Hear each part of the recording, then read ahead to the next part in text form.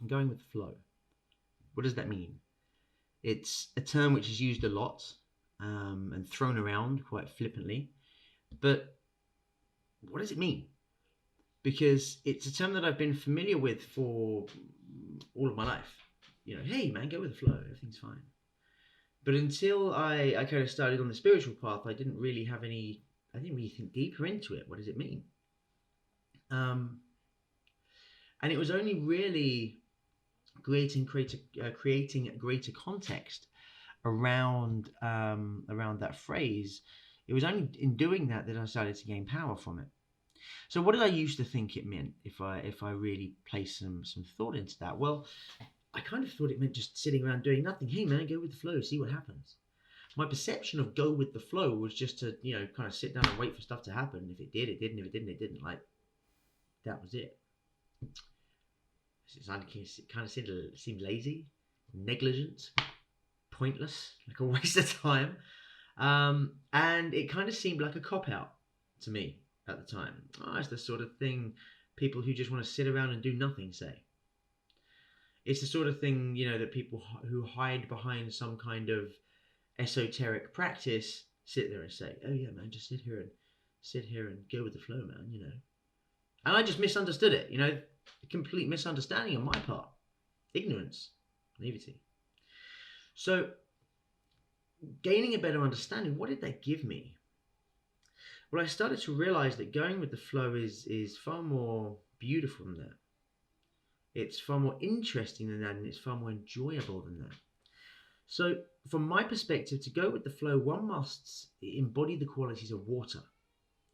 So, water doesn't just sit there and wait for you to go and find it, to put it in a cup and drink it or do whatever you want to do with it. It doesn't do that. Water goes where water should go. It follows the path of least resistance. Over time, if it's the thing that water needs to do, it will wear away spaces in rocks and cliffs to create a new passage for the future. It goes with the flow. Now, if you've ever seen a river coming down the side of a mountain, you'll see they don't go in a straight line. The straight line being the way that most people think their life should develop. In a straight line, I'll do this, then this, then this, then this, and this will grow from that, and I'll grow from that, and it'll be very predictable, and I'll be able to see my next 5, 10, 15 years, and everything is okay. And then when it doesn't work like that, it becomes stressful and tedious at times. Now, if we start to embody the qualities of water, if we look at water coming down the side of the cliff, it would be very easy on the side of the mountain. It would be very easy to just say, well, it should go in a straight line. But it never does.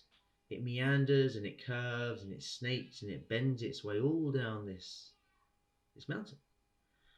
Why? Because the path of least resistance is not always a straight line. Your flow is not always the most linear and straightforward path that you can see. More often than not, flow is hidden.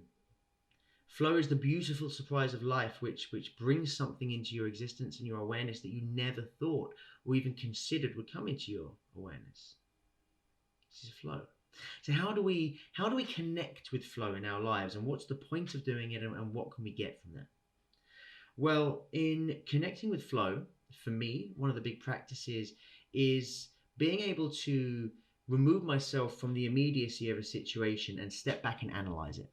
So if I'm working on a project and I have various actions and steps that I have to take, I will always be taking each one of those steps with a level of awareness. So I'll be trying to tune in to see how that step is unfolding. Is that door opening for me? Or is it just proving to be an absolutely monumental hurdle that I can't get over? Sometimes we have a plan in our mind, and it's useful to make plans, of course, but sometimes we have one, let's say a 10-step plan going forward. And because it's part of our plan, we feel like by hook or by crook, we have to push through every step and make it happen. Why? Because that was our plan from the beginning? Because with our limited perception of the entire universe and the whole game at play, we determined these steps to be the best and rigidly they have to be followed? Why? When I make a plan, I establish some kind of linear pathway, some kind of straight pathway. And it really is just to give me some kind of assurance that if all else fails, I've got some kind of direction I'm moving in, but I am completely surrendered to the fact that each one of these steps could present itself differently to that which I expect. And in the moment that that happens, I must react differently to that which I'm prepared.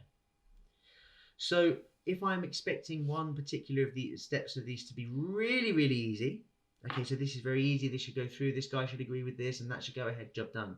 But then I get there and everything seems to be falling down.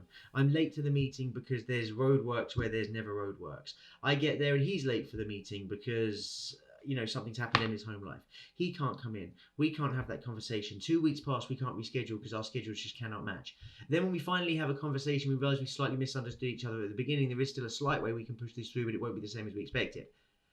Can you see this step would become laborious very quickly, and it's almost like there's something there trying to put obstacles in your way.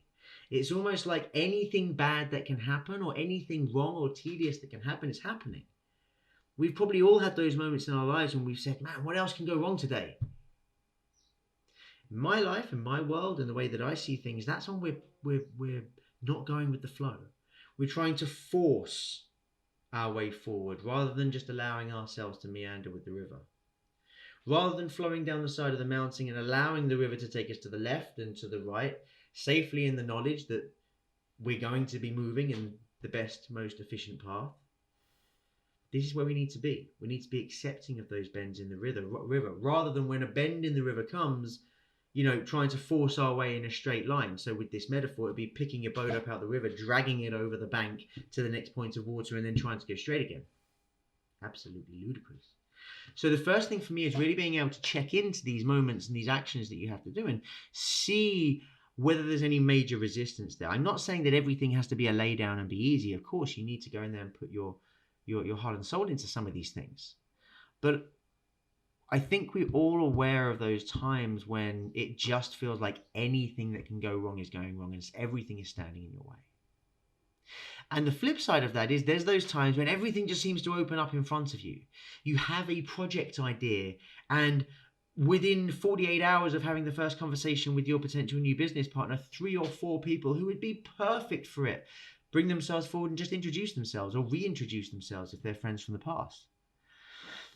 You find in these moments that doors just seem to open and things just seem to unfold. And for me, again, this is a sign that yes, this is my flow, this is where I'm going. Often in my life, I'm taken in a direction I didn't expect. Moving the family from London to Tenerife was a massive one like that. I had had 3 or 4 of these signs come through that seemed to suggest that it would be a very easy unfoldment to move in the direction of living in Tenerife. But I didn't necessarily act, I was just observing. And then it was almost like these doors in front of me just opened up. I was pulled over to Tenerife for a business reason. I came here. I very quickly established connection. I had a very quickly established connection network on the island before coming here, which didn't exist 2 weeks prior to that. It's like the whole universe unfolded to tickle the boxes of what I needed. And I got here. I viewed one house. It was the perfect house. I needed to view no more. Within 3 foot of walking in the front door, I look around, I see multiple things which trigger me to know exactly what I'm meant to be, where I'm meant to be, and I say to the agent, I'll take it, let's go. Because in that moment, when I stood in that doorway, that had been 2 weeks worth of things just unfolding, and me then sitting there thinking, okay, well look, if I do move there, what's stopping me? What obstacles are there? None. What is pulling me towards it? What vacuums are being created over there that seem to be pulling me into it effortlessly? Lots. And that's when I knew it was right to come here. And that's when I knew it was right to make this huge shift within the family. And I look at the last 3 years of my life. Those decisions have been natural. I surrendered them to a greater wisdom to guide me. And if I look at the separation of my life, before getting this realization, since getting this realization, before understanding how flow works, when I used to force my way through things to the external world and everyone around me, I would have looked like I was really successful and happy because I just had a really convincing mask. But I wasn't. Every decision was stressful. Every decision involved me visiting every single possible worst case scenario and making that at some level an experiential reality in my life. Like, I would analyze everything, and my decision making was okay. It was considered. You'd look at it as being sensible because I thought about everything, but I would not always make the best decision. Subsequently, since then, where I've started to understand flow and how to move with flow and how to remove myself from this decision making process, since then my decision making is almost 10 out of 10. I very rarely make a decision or very rarely enact the decision and the action that comes from the decision and it be wrong. And my key here really is just listening. Just observing these moments when flow seems to be apparent or when flow seems to be absent, and using these as little guiding signs that you're either moving in the right or the wrong direction. Now, this is a practice. There are lots of conflicting things that go on within us, which could skew your ability to understand this. But this is one of the most powerful things I think you can do for yourself, for your life, for the people around you. And the reason for that, very simply, is that you surrender key decision making to a wisdom far greater than we can ever command in our own minds. This essentially puts some of the most phenomenally intellectual beings in the universe on your virtual boardroom to help you to make key decisions. Stress disappears, decision making accuracy goes through the roof, and you move into a space where you realize very strongly that you are guided and protected, because there is a greater intelligence here that is crafting this river for you. So there's my piece on flow. It's quite a big topic. I could probably run an entire one-day workshop on getting into flow, but that's not what this is. This is just a short introduction, and I hope these things help and prove useful. But as with everything, if there are deeper elements you want me to explore, or if you disagree with anything that I've said, or whatever it may be, any kind of feedback, please do let me know. But until we next see each other, my love for you, have a wonderful day.